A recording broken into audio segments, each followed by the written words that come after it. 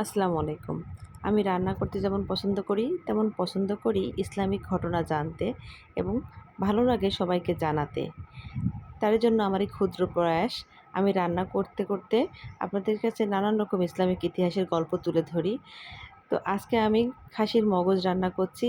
আমি রান্না করব, আপনারা দেখবেন। আর আপনাদের সাথে আমি ইসলামের ইতিহাসে নমরুদের যে ঐতিহাসিক গল্পটি আছে সেটি উপস্থাপন করব।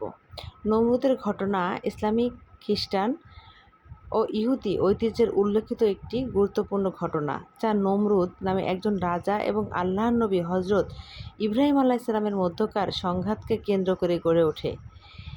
ইসলামী বর্ণনায় নমরুদ ছিলেন একজন অত্যন্ত শক্তিশালী অহংকারী রাজা, যিনি নিজেকে ঈশ্বর হিসেবে দাবি করতেন। নাউজুবিল্লাহ। তার রাজ্য ব্যাবিলন ছিল সে সময়কার সভ্যতার একটি প্রধান কেন্দ্র। হজরত ইব্রাহিম আলাইহিসসালাম তাকে আল্লাহর দিকে আহ্বান করেন এবং নমরুদ এই আহ্বান প্রত্যাখ্যান করেন। নমরুদ নিজেকে ঈশ্বর হিসেবে প্রতিষ্ঠিত করতে চেয়েছিলেন এবং তার প্রজাদের আল্লাহর পরিবর্তে তাকে উপাসনা করতে বাধ্য করতেন। হজরত ইব্রাহিম আলাইহিসসালাম এক আল্লাহর দিকে নমরুদকে আহ্বান করলে নমরুদ তার দাবি অস্বীকার করেন এবং বলেন, আমি নিজেও জীবন দিতে ও মৃত্যু দিতে পারি। সূরা বাকারা আয়াত 258।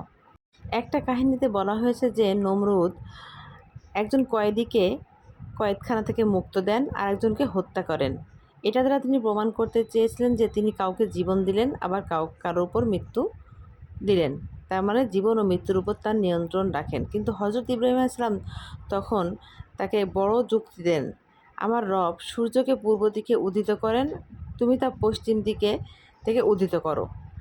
নমরুদ এই প্রশ্নের উত্তর দিতে ব্যর্থ হন এবং পরাজিত হন। কুরআনে বলা হয়েছে, অতঃপর সেই কাফেল হতভম্ব হয়ে গেল। সূরা বাকারা 258। নমরুদের আরেকটি বিখ্যাত ঘটনা হলো, তিনি হজরত ইব্রাহিম আলাইহিসসালামের বিরুদ্ধে ক্ষুব্ধ হয়ে তাকে বিশাল আগুনে নিক্ষেপ করার আদেশ দেন।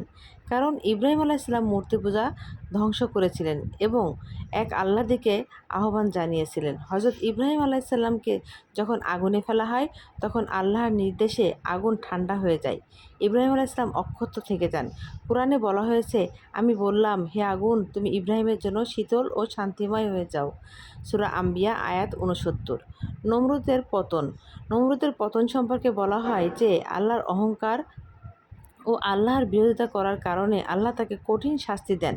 বর্ণনা অনুযায়ী আল্লাহ একটি ছোট্ট মশাকে নমরুদের দিকে পাঠান। সেই মশা নমরুদের নাকে বা কানে ঢুকে যায় এবং তার মস্তিষ্কে প্রবেশ করে। এর ফলে নমরুদ প্রচণ্ড যন্ত্রণায় ভুগতে থাকে। তার মাথায় এত ব্যথা হয় যে তিনি নিজেই তার মাথায় আঘাত করতেন যন্ত্রণা থেকে মুক্তি পাওয়ার জন্য। যখনই মাথায় আঘাত করা হতো, তখনই মশা কিছুটা সময়ের জন্য ঠান্ডা হতো। সেজন্য তার দরবারে যে আসতো, কোনো কথা ছাড়াই তাকে কুর্নিশ করতে হবে না, তার মাথায় আঘাত করতে হবে, এমন একটা প্রচলন তিনি তৈরি করেন। এভাবে তার মাথায় আঘাত করতে করতে একদিন যখন তিনি অসহ্য পর্যায়ে চলে যান, অনেক জোরে আঘাত করার কারণে তিনি মৃত্যুবরণ করেন। এখান থেকে শিক্ষণীয় বিষয়, নমরুদের ঘটনা থেকে একটা মূল শিক্ষা হলো, অহংকার এবং আল্লাহর সার্বভৌমত্বের অস্বীকার করার পরিণাম কখনোই ভালো হয় না।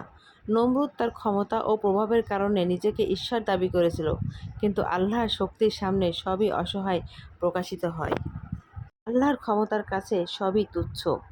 তো গল্পটি যদি ভালো লেগে থাকে অবশ্যই শেয়ার করে দেবেন, সবাইকে জানার একটা সুযোগ করে দিবেন। আর রান্নাটা কেমন হলো অবশ্যই কমেন্ট করে জানাবেন। মগজটা যদি আপনারা এভাবে রান্না করেন একদম সিম্পলভাবে, তাহলে খেতে অনেক মজা হবে। তো সবাই ভালো থাকবেন, সুস্থ থাকবেন। আল্লাহ হাফেজ। আসসালামু আলাইকুম।